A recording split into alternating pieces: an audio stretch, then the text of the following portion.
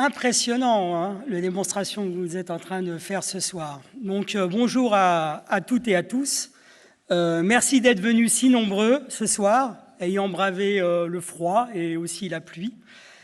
Peut-être que votre présence témoigne d'une chose essentielle. L'espoir est plus fort que la résignation.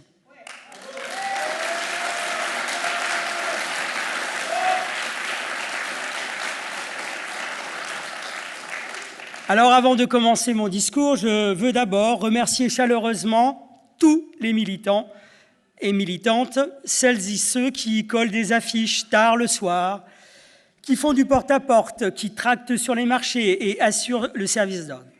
Sans vous, rien ne serait possible et cette campagne, c'est la vôtre. Et en étant la vôtre, c'est aussi la nôtre. C'est la campagne à nous tous. Cette campagne, elle doit être utile, elle doit être récupérée par tous les Dijonnais.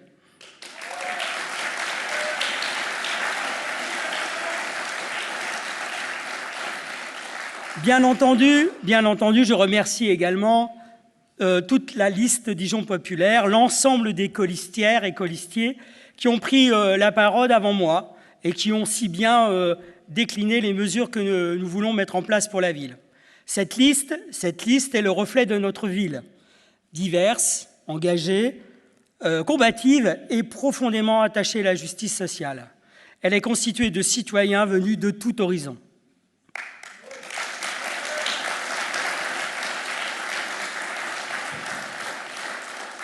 Et je remercie tout spécialement, également chaleureusement, notre camarade franc-comtoise Hélène Magnin-Fessot, qui, pour l'animation de ce meeting, est venue, militante de Besançon, 3e sur la liste de Besançon, nous rejoindre et faire l'animation ce soir.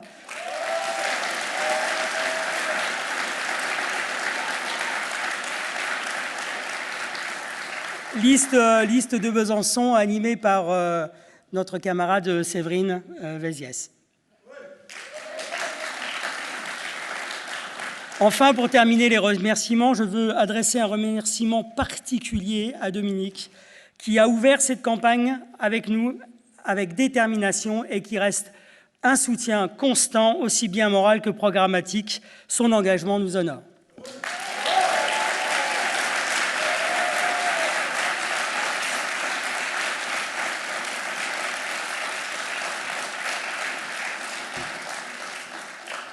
Mesdames et messieurs, chers amis, chers camarades, dans un mois, nous voterons pour les élections municipales, ici à Dijon, comme dans partout le pays en France.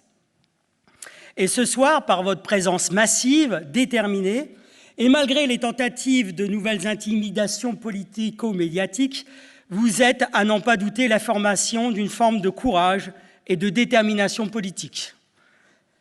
Car il est vrai qu'ici, à Dijon, comme dans l'ensemble du pays, nous sentons une dynamique en cours sur le terrain, puisque quelque chose se lève, une espérance, une authentique volonté de rupture.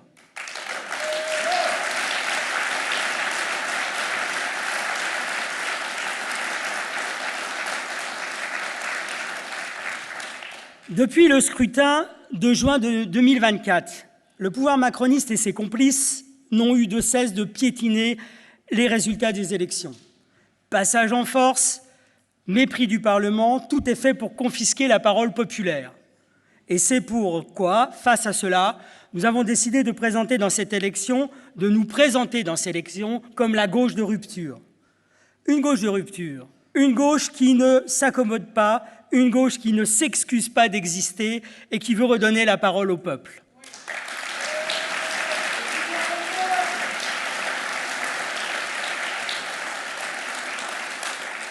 C'est porté par notre programme que nous nous mettons en position de pouvoir l'emporter face à l'essoufflement d'une équipe sortante, déguisant ses échecs et renoncements sous l'apparence d'un renouvellement.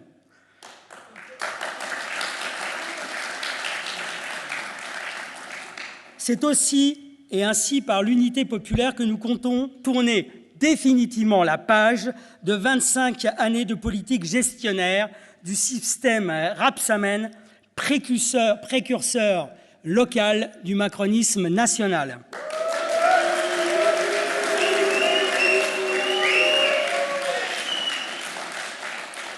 Faut-il rappeler que François Rebsamen se tient en bonne position dans la liste de la prétendante à sa réélection, c'est-à-dire Nathalie Kanders. François Rebsamen, qui était le ministre encore il y a si peu de temps un des pires gouvernements de droite de la Ve République, le ministre le gouvernement de M. Bayrou, avec M. Retailleau comme ministre de l'Intérieur, dont le slogan consistait à nous amener à aller du côté de abattre le voile. Ceci est un scandale et il nous avait aussi, bien sûr, et il nous avait aussi expliqué qu'il devait y avoir une alliance qui aille de M. Bruno Retailleau jusqu'à François Ruffin. Je vous laisse méditer quel type de gauche peut bien s'organiser à travers un tel équipage. En 2001, François Rebsamen avait gagné et pris la ville de Dijon par sa gauche, promettant alors de rompre avec 30 ans de gestion poujadiste.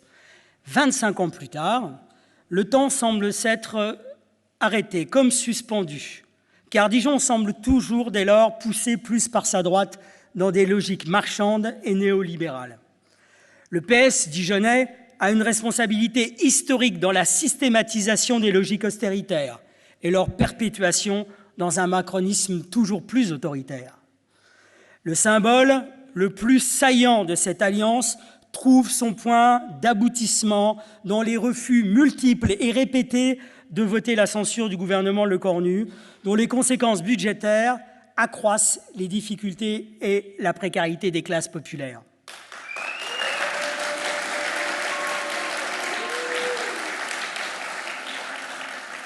Nous avons d'ailleurs, il y a peu, dénoncé avec force l'hypocrisie des députés socialistes locaux, premier soutien à la liste de Nathalie Kanders, à savoir Mme Océane Godard comme M. Pribetich, qui se plaisent à dénoncer les conséquences locales des mesures qu'ils ont votées au niveau national. Quelle inconséquence politique et que d'irresponsabilité démocratique quand ces élus trahissent le mandat qu'ils avaient reçu de leurs électeurs à l'occasion du nouveau Front populaire. Nous n'avons, nous, rien à voir avec ces comportements qui alimentent la résignation des citoyens et affaiblissent notre lutte nécessaire contre la logique raciste du Rassemblement national.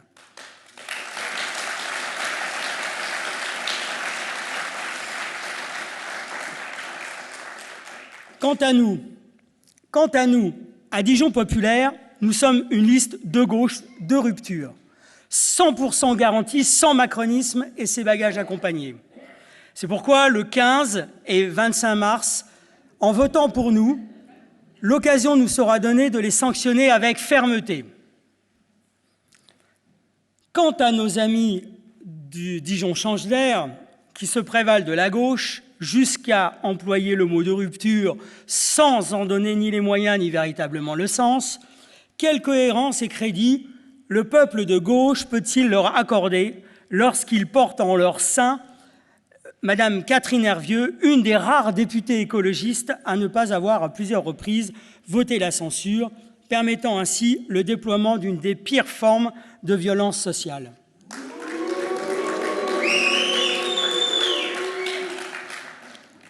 Ce soutien honteux à ce budget infâme se traduit en effet par 4 milliards de coupes budgétaires dans la santé, alors que, justement, à Dijon, 35 heures d'attente aux urgences du CHU sont déjà une odieuse réalité.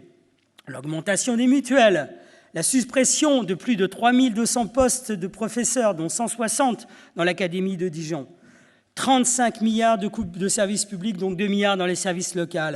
Enfin, 500 postes de France Travail sont en cours de suppression, exprimant en cela le mépris de l'État pour les difficultés des personnes privées d'emploi ou allocataires du RSA. Dans un pays qui demeure l'une des premières puissances mondiales, 10 millions de personnes vivent sous le seuil de pauvreté, 8 millions dépendent de l'aide alimentaire. Est-ce cela, la justice sociale ?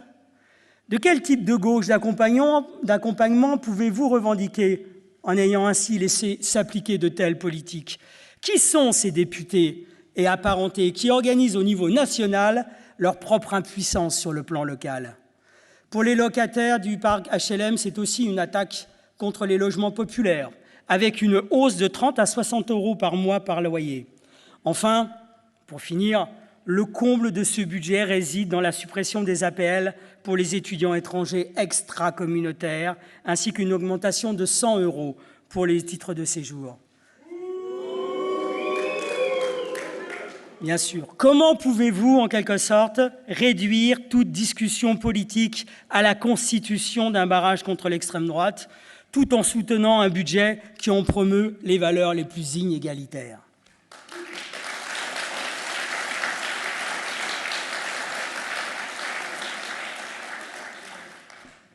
Tout au contraire, à la France insoumise, c'est par la révolution citoyenne et dans le cadre du nouveau communalisme que nous proposons de rompre avec les effets de ces politiques austéritaires dictées sous la pression d'un capitalisme toujours plus financiarisé. L'échelon communal doit redevenir un espace de revitalisation démocratique et de protection contre les violences nées de l'appauvrissement et de la déshumanisation croissante des politiques publiques. Pour changer radicalement le quotidien des Dijonnais, nous proposons, à travers nos 4 grands axes programmatiques, une réelle réimplication citoyenne et populaire, une lutte déterminée et acharnée contre la précarité et la pauvreté, une défense des biens communs pour une véritable planification écologique, et enfin, le tout dans une ville apaisée, mais surtout engagée pour la paix.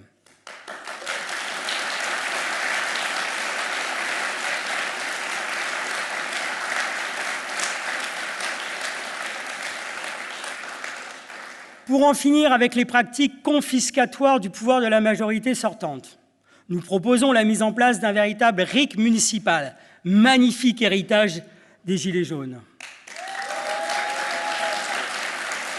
On peut leur rendre hommage. Nous voulons l'implication des populations dans la prise de décision concernant les sujets communaux, en instituant des commissions participatives par quartier. Il faut en finir avec la baronnie et les baronnies locales, les 49.3 municipaux, ainsi que la gestion verticale du conseil municipal pour enfin redonner de la légitimité à l'autorité de la décision politique.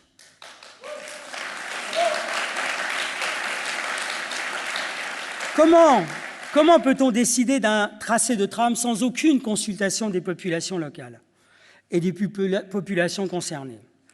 Pour en finir avec la captation des services publics et des biens communs, nous proposons la mise en régie publique des transports, de l'alimentation, de l'eau et de l'habitat. Dans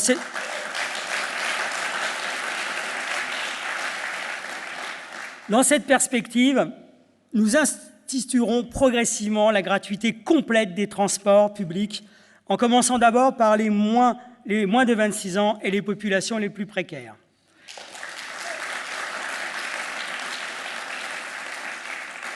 Dans l'exercice d'un véritable droit à la ville, cette gratuité, nous l'étendrons au premier mètre cube d'eau, ainsi qu'aux cantines scolaires gratuites dont les produits seront nécessairement bio et locaux.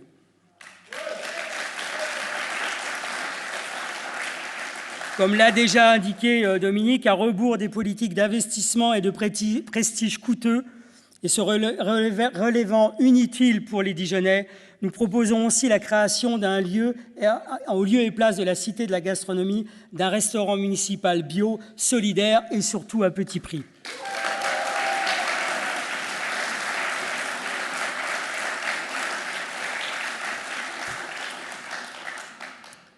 Quand dans cette campagne, beaucoup de listes se disent écologistes, nous assumons et nous avons fait l'effort de nous définir comme porteurs d'une écologie populaire, c'est-à-dire non punitive et culpabilisante. Une écologie pour tous, rompant avec les véritables causes des dérèglements climatiques. Nous construirons la bifurcation écologique par une planification à l'échelle municipale en incluant toutes les populations.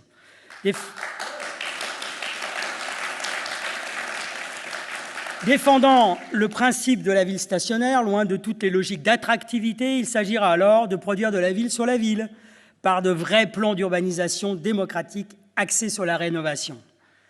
Bien sûr, les espaces autogérés comme le si symbolique lieu des Lentillères seront des acteurs privilégiés de notre vision de cette écologie populaire que nous appelons de nos vœux.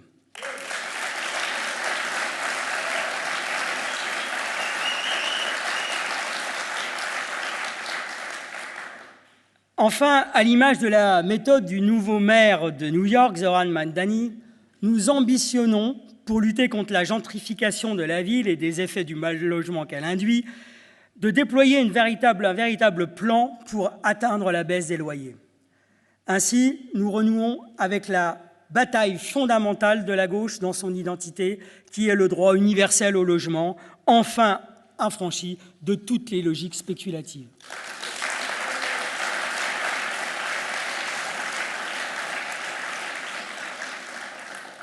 Vous l'aurez compris, toutes nos mesures ambitionnent de rompre avec la gestion technocratique où les habitants, privés de leur souveraineté sur leurs biens communs, assistent à la marchandisation de la ville elle-même. Le corollaire de cette logique austéritaire tient dans l'affirmation du tout sécuritaire concernant les questions de la tranquillité publique. Il semblerait que la logique austéritaire ne puisse se passer de cette logique sécuritaire. C'est pourquoi nous condamnons le soutien de Mme Koenders à la récente proposition du Sénat concernant la dangereuse extension des prérogatives de la police municipale à des missions qui ne peuvent lui incomber sans mettre en difficulté à la fois les agents et les citoyens. La sécurité ne saurait être la première des libertés, comme l'a déclaré Mme Koenders, car dans le cadre de la sûreté, nous voulons affirmer avec force, tout au contraire, que c'est la liberté elle-même qui constitue la première des sécurités. Nous sommes...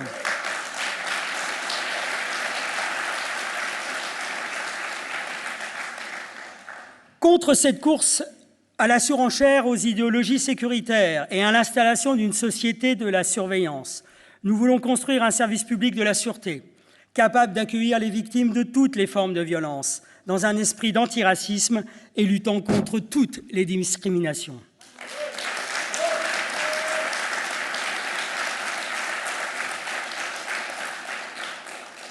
Mais vous le savez au fond de vous, puisque vous participez au peuple de gauche, les solutions au long cours à la violence et contre la violence ne peuvent en réalité trouver véritablement leur réponse que dans le renforcement résolu d'une éducation émancipatrice. C'est ainsi qu'il nous incombera impérativement, pour protéger l'enfance, de la violence provenant de toutes les dominations suscitées, distillées par les dérives du capitalisme néolibéral. L'entraide, comme le sens de la solidarité, doivent se substituer aux mises en compétition entre les individus, dont la logique du Parcoursup est en quelque sorte le symbolisme le plus délétère.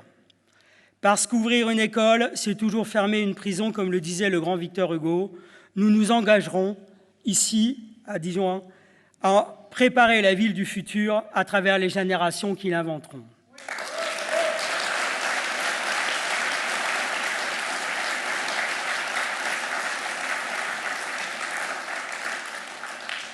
Pour répondre à la Nouvelle-France, par les principes que nous avons mis ici en avant et que nous allons défendre dans ces élections et par la suite, le 15 et 22 mars prochain, commençons dès à présent la révolution citoyenne en faisant de Dijon vraiment et enfin une ville populaire. Votez pour la France insoumise en votant pour Dijon populaire.